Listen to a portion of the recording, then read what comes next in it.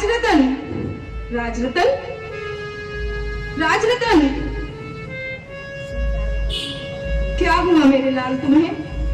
राजरतन, राजरतन। रमा, मेरा बच्चा।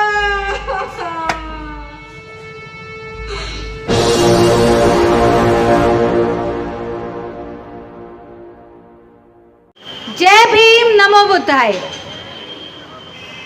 जय भीम नमो बुद्धाय। मैं हूँ स्टोरी टेलर, जी हाँ, कहानी सुनाने वाला। और आज मैं आप सभी को सुनाऊंगा एक सच। इतिहास के पन्नों से एक पन्ना चुराया है मैंने।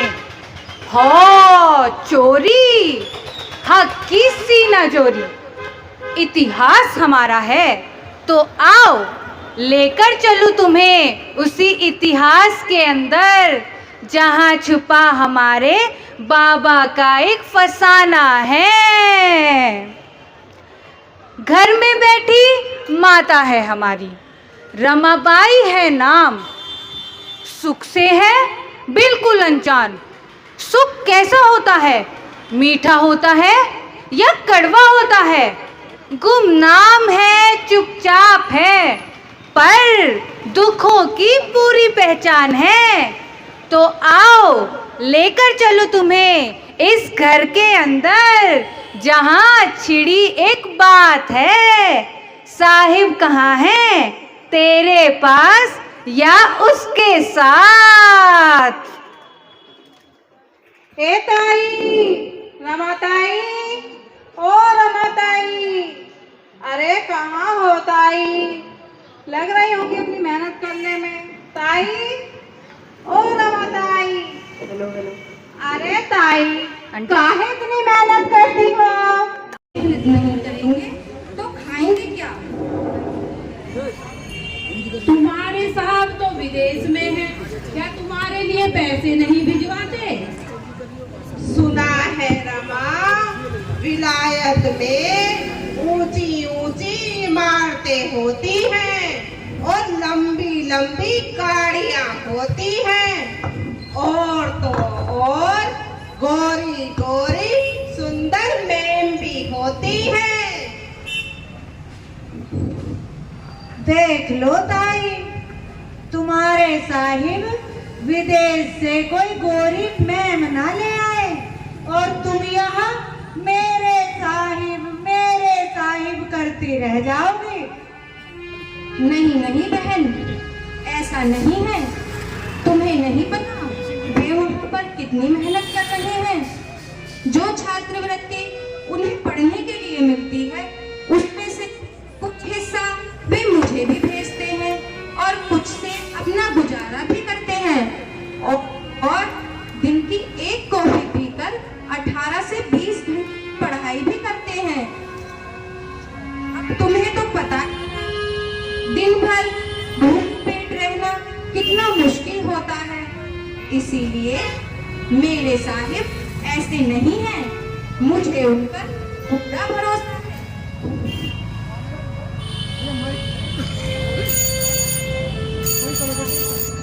बजने लगी है साइकिल की टीम। क्या है चिट्ठी के अंदर?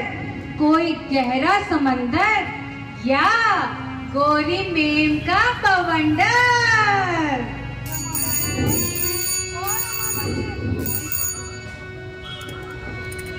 रमा बहन, ओ रमा बहन, रमा बहन, आती है भैया।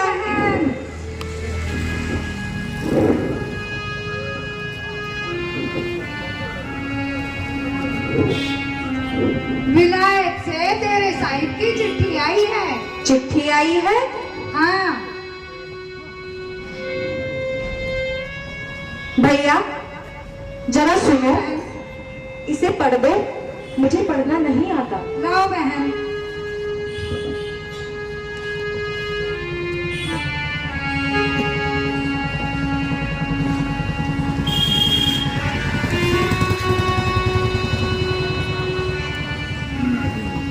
प्रिय रामू, तुम्हारा पत्र मिला।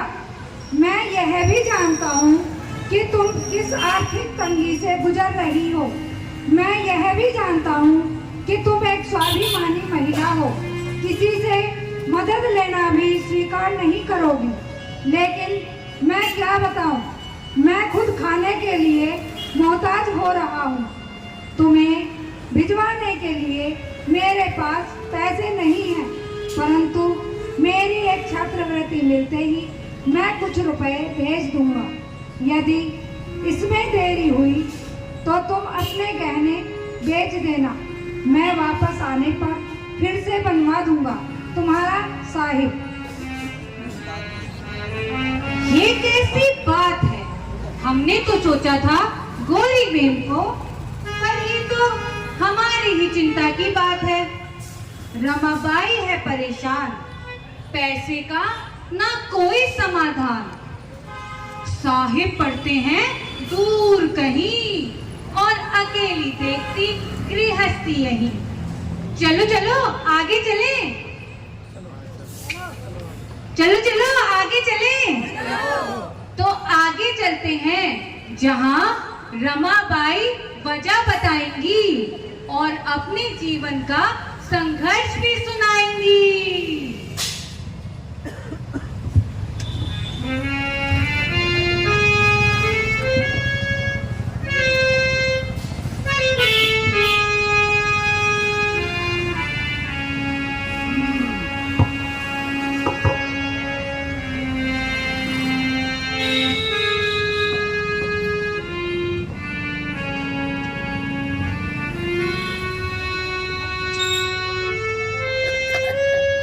रमा बहन, इतनी परेशान क्यों हो?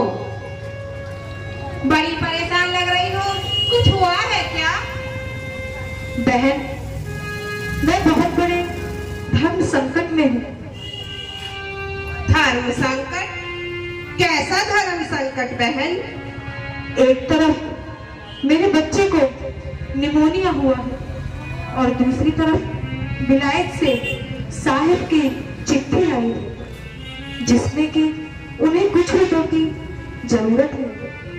अरे, अगर तुम्हारे पास पैसे नहीं हैं, तो क्या तुम्हारे साहिब का विदेश में पढ़ना जरूरी है? हाँ बहन, अगर वे पढ़ेंगे नहीं तो इस समाज का सुधार कैसे होगा? मेरे साहिब कहते हैं ये समाज पढ़ेगा तभी इसका विकास होगा। ये क्या समाज लगा रखा है? क्या इस पूरे समाज का ठेका तुम्हारे साहिब ने ही ले रखा है? आखिर क्या गलती थी तेरे बेटे की? तेरे बेटे ने तो सिर्फ ओम नमः शिवाय का जाप ही किया था ना। उस नादान की तो जीवा ही काट दी गई थी। और तेरे बेटे की क्या गलती थी? उस बालक ने तो सिर्फ कुएं से पानी ही पिया था ना। उस नादान को भी मार मार कर अधमरा कर दिया गया था। बस बस, हमें नहीं आती है समाज की बातें समझ में।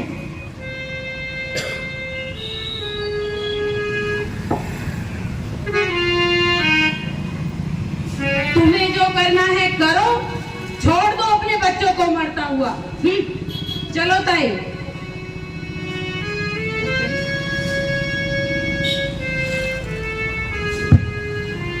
कुर्बानी? फिर से कुर्बानी? किसके लिए? उनके लिए जो उन्हें जानते भी नहीं, या उनके लिए जो जानकर मानते भी नहीं? चलो चलो आगे चलें। तो आगे चलते हैं जहां एक बड़ी कुर्बानी बनेगी हमारे सुखों की कहानी।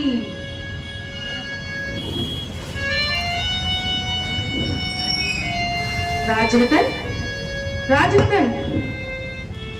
अरे इसे तो बहुत तेज बुखार है। ये तो लंबी लंबी सांसें भी ले रहा है। हे भगवान, क्या करूं मैं? कहाँ जाऊं? कुछ समझ में नहीं आ रहा। क्या करूं मैं? क्या करूं? यशवंत, यशवंत,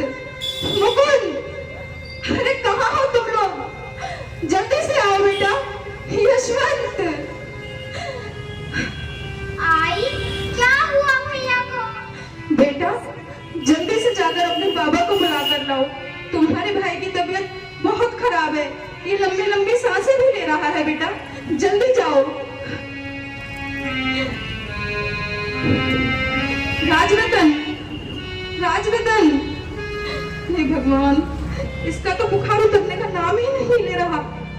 क्या करूं मैं, कहाँ जाऊं, किससे मदद मांगूं? मेरा जी घबरा रहा है। राजरतन, रमा, रमा, क्या हुआ राजरतन को? देखो न ताई, ये आंखें नहीं खोल रहा। अरे हाँ, इसे तो बहुत तेज बुखार है। ताई, किसी डॉक्टर को बुला कर लाओ। अरे तू पागल हो गई है? भला हम अछूतों के यहाँ कौन डॉक्टर आएगा? हाँ, मैं इसके लिए कोई काढ़ा लाती हूँ। राजरतन, क्या हुआ बेटा तुम्हें? तुम आंखें क्यों नहीं खोल रहे? मेरा दिल घबरा रहा है बेटा, आंखें खोलो ना मेरे लाल। देखो, मुझे देखो। राजरतन, राजरतन, राजरतन, क्या हुआ मेरे लाल तुम्हें? राजरतन, राजरतन, रमा, मेरा बच्चा, राजरतन, तू भी मुझे छोड़कर चला गया। रमा, राजरतन, चुप हो रमा। ताई मेरा राजरतन। रमा, नहीं ताई मैंने नहीं, रख रमा। नहीं ताई मेरा रमा, राजरतन। रमा, समझने की कोशिश कर रहा, थोड़ी से छोड़। मेरा रमा, राजरतन, धैर्य रख रमा। मेरा बच्चा, धैर्य रख रमा। मेरा राजरतन। धैर्य रख रमा। चुप हो रमा। चुप हो जाओ रमा, भगवान पे भरोसा रखो रमा। मेरा राजरतन,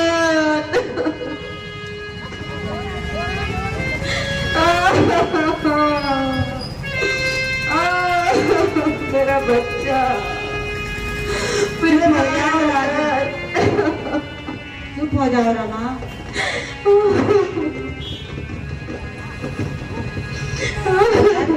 मेरा राजरतन। रामू, साहेब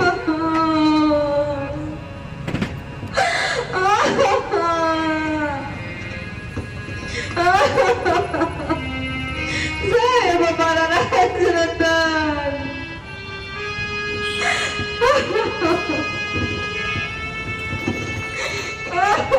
मेरा राजरतन।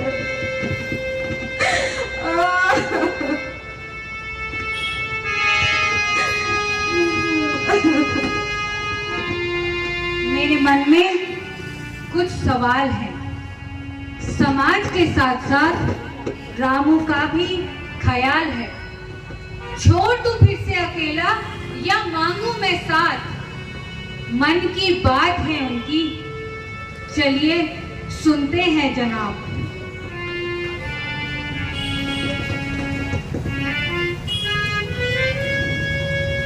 क्या आप लोगों ने मुझे पहचाना?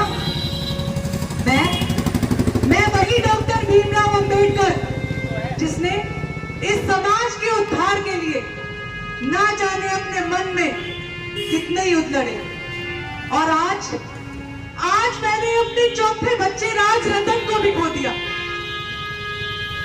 मैं समाज के लिए एक एक करके अपने पूरे परिवार को खोता जा रहा हूं। क्या ये कुर्बानियां सही हैं? क्या जिस दुख से रमा गुजरती है हर साल, हर महीना, हर दिन, हर पल, क्या उन दुखों की वजह मैं हूं या सदियों से पीड़ित सिसकता ये समाज? जब रमा और अपने परिवार को देखता हूं तब मुझे एहसास होता है कि मुझ जैसे न जाने कितने करोड़ों परिवार हैं जिन्हें वो मामूली सुविधाएं भी नहीं मिली, जिन्हें पाकर मैं इस समाज को बचाने का साहस करता हूँ। ये समाज भी मेरे बच्चे जैसा है जिसे मुझे काबिल बनाना है। पर क्या रमा इस बात को समझेगी? क्या वो मेरा साथ देगी? आज फिर वही दुख, वही पीड़ा। क्या रमा मेरा साथ देगी?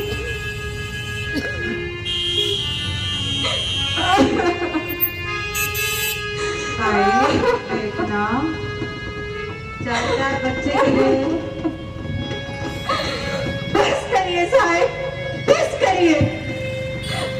आपकी इस समाज सुधार की लालसा ने मेरा पूरा घर उजाड़ कर रख दिया। मैंने एक एक करके अपने 4 बच्चे खो दिए। अब तो बस करिए। क्या आया अपने हिस्से में साहब? क्या आया? खोया है बेटा, क्या पाया मैंने? बस खोया। पूछी माता बार बार तो जवाब क्या आप दोगे?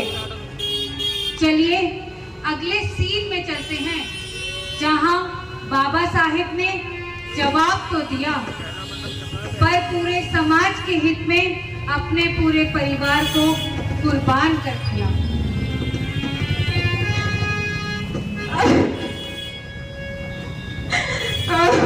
दत्ते कलेजे को संभालो रामू। अपनों को खोना क्या होता है ये मैं भी जानता हूँ। बचपन में मैंने अपनी माँ को खो दिया, कुछ संभला तो अपने पिताजी को खो दिया, बेटी इंदु, रमेश, गंगाधर और आज राजरतन। मैं अपने परिवार की कुर्बानियों को व्यर्थ नहीं जाने दूंगा रामू। मुझे समझो रामू। क्या समझू साहब, क्या समझू? मेरा जीवन शून्य हो गया है, मेरी जिंदगी वीरान हो गई है। क्या समझू साहब, क्या समझू? रामू तू ही तो कहती है जो दुख करने के लिए रुकते हैं वो जिंदगी में कभी आगे नहीं बढ़ पाते। और रामू तुम जानती हो अब मैं इस सामाजिक लड़ाई में पीठ नहीं दिखा सकता।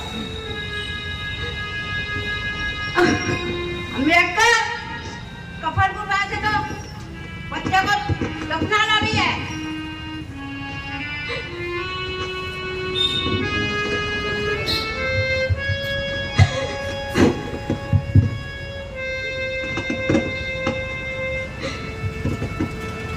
देखना ताई, वैसे तो विदेश से पढ़ के आया है, कफन के लिए पैसे भी नहीं है।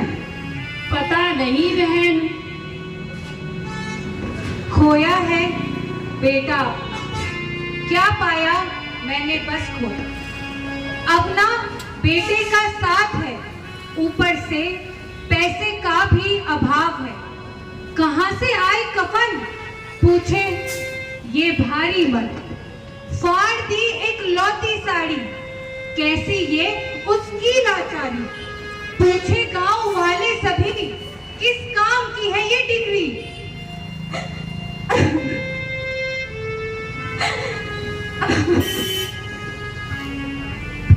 बहुत 4 बच्चे चले गए, बहुत दुख है। समाज समाज समाज।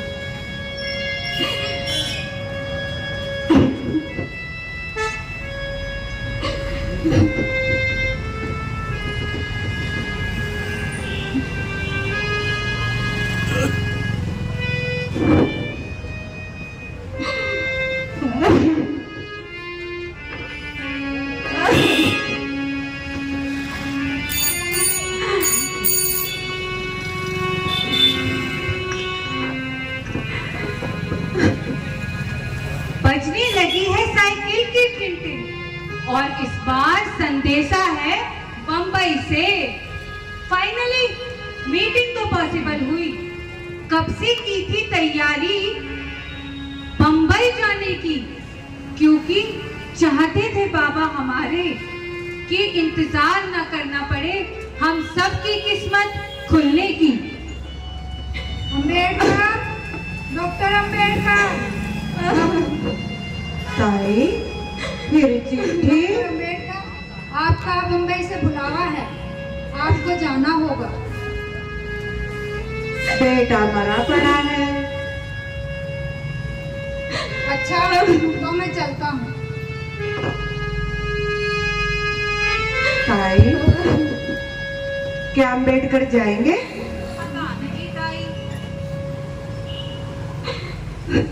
जाएंगे ताई, समाज का भूत जो चढ़ा हुआ है। देखते हैं ताई।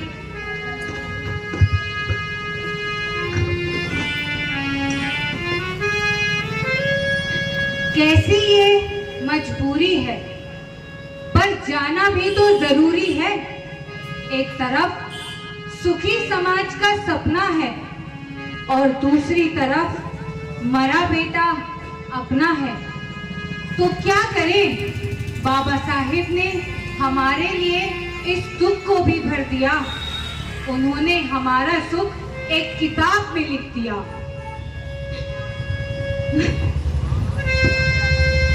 रामू, मुझे जाना होगा।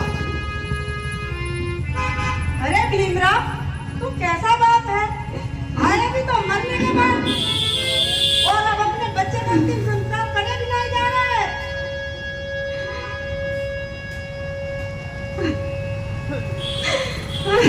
रामू, मुझे जाना ही होगा। ताई अम्बेडकर तो जा रहे हैं। भाऊ, अब तुम ही कुछ इन्हें समझाओ। अम्बेडकर, तू पागल हो रहा है। तेरा बेटा मरा पड़ा है और तू जाने से कह रहा है।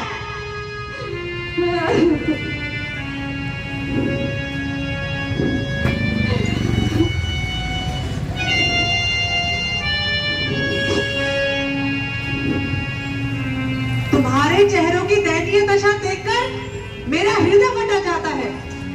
सदियों से तुम लोग अत्याचारों की चक्की में पिसे आ रहे हो। शर्म नहीं आती अपनी मजबूरी को बदकिस्मती समझकर गले लगाने में? अरे तुम्हें तो अपनी माँ की गोद में ही मर जाना चाहिए था। जागो, जागो। अगर तुम दोबारा अपनी जिंदगी शुरू नहीं कर सकते या अपने अंदर नया जोश नहीं भर सकते, सच तो यह है कि इस देश में किसी भी नागरिक के बराबर, चाहे वो ऊंचा है चाहे नीचा, तुम्हें भी रोटी, कपड़ा और मकान पाने का उतना ही अधिकार है। अगर तुम लोग एक सम्मानजनक जिंदगी जीना चाहते हो तो तुम्हें अपनी मदद खुद करनी होगी। आज मैं उन करोड़ों राजरत्नों को बचाने जा रहा हूं जो रोजाना भूख, प्यास, गरीबी और दवा के अभाव से मरते हैं। मैं डॉक्टर भीमराव अम्बेडकर आज ये शपथ लेता हूँ कि एक ऐसा विजय ग्रंथ लिखूंगा जो इस समाज को हजारों सालों की गुलामी से आजादी दिलाएगा।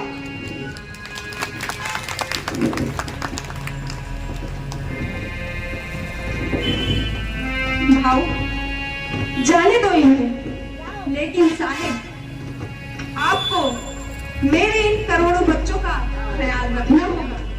इनकी सेवा करना ही आपका कर्तव्य है। आप अपने पद से कभी विचलित ना होना। मैं हमेशा आपके साथ हूँ। हम भी साथ हैं, हम भी साथ हैं।